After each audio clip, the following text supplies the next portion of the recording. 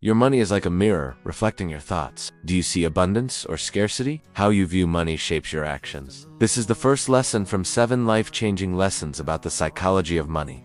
These aren't just theories. They're truths that have shaped my journey, and I'm excited to walk you through them. No. 2. We fear being labeled. As a kid, I loved drawing, but I feared being called artsy. Being good at art didn't fit how I saw myself. My classmates would tease me for liking art. I wanted to fit in, so I hid my skills.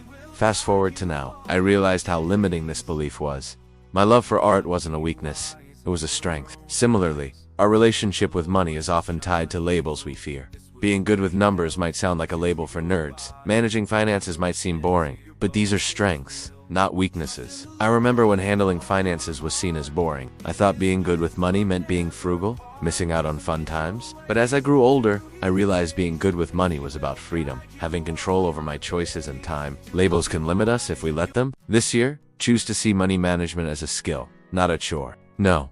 3. We cling to old money stories. My dad grew up during the Great Depression. When I was young, we never had much money. There were no leftovers. Money doesn't grow on trees. My dad used to say. These words stuck with me and impacted how I saw money.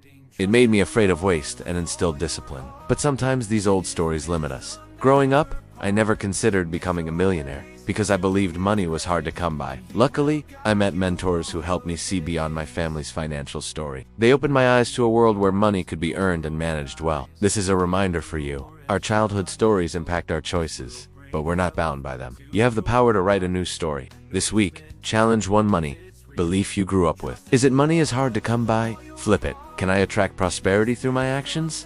Change the story you tell yourself. Number 4, we avoid talking about money. As a kid, I heard, money doesn't talk, it walks. But it turns out money talks loudly in our lives. We just have to listen. We learn about money through conversations. Hearing how my parents managed their finances, seeing how they reacted to bills or savings, taught me a lot. It shaped my beliefs and actions. The problem arises when we don't talk about money.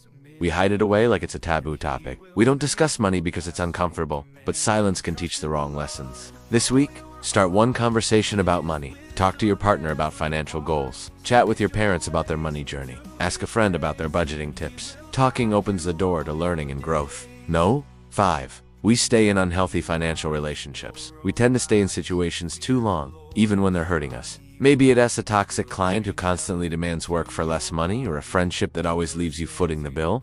Staying in such relationships can be due to fear. Fear of losing income, fear of damaging relationships, or fear of being judged. However, staying in unhealthy financial relationships can drain us emotionally and financially. This is where knowing your worth comes in. This year, value yourself enough to cut ties with anyone or anything that exploits your generosity. Set boundaries around your time and resources. It's about leveling up, not letting fear hold you back. Number 6. We confuse activity with progress. I remember spending countless hours searching for the best deals, clipping coupons, trying to save money. It felt like a lot of work, but when I stepped back, I realized I wasn't getting closer to my financial goals. I was stuck in the idea that doing something meant making progress. The problem with this is that it leads to overwhelm and burnout. It reminds me of the quote, hard work beats talent when talent doesn't work hard. In the quest for financial stability, we often confuse activity with actual progress. True progress is measured by results in achieving goals. This year, focus on quality actions. Identify one area where you can make significant financial progress and take focused steps. Cut unnecessary expenses, invest in your career, or seek additional income streams. It's about effectiveness,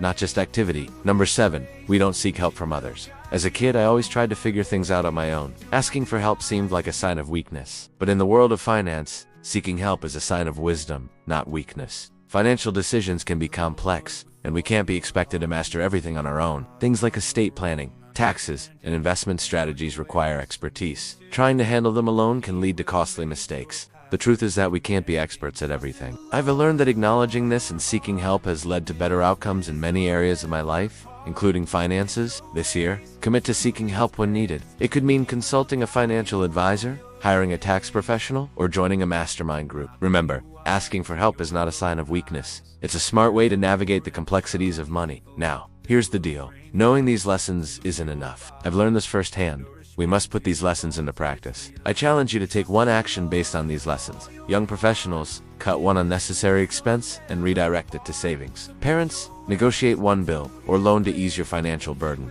Entrepreneurs, Seek advice from one mentor on growing your wealth. Retirees, review your portfolio to ensure it aligns with your goals. Anyone watching, commit to learning one new thing about personal finance this month. You don't have to do everything perfectly, just start somewhere. And remember, you're not alone on this journey. There are countless resources available to support you. You can find more information in the description box below. The important thing is to take action. Every small step counts. We're all learning and growing, and I'd love to be part of your journey. Feel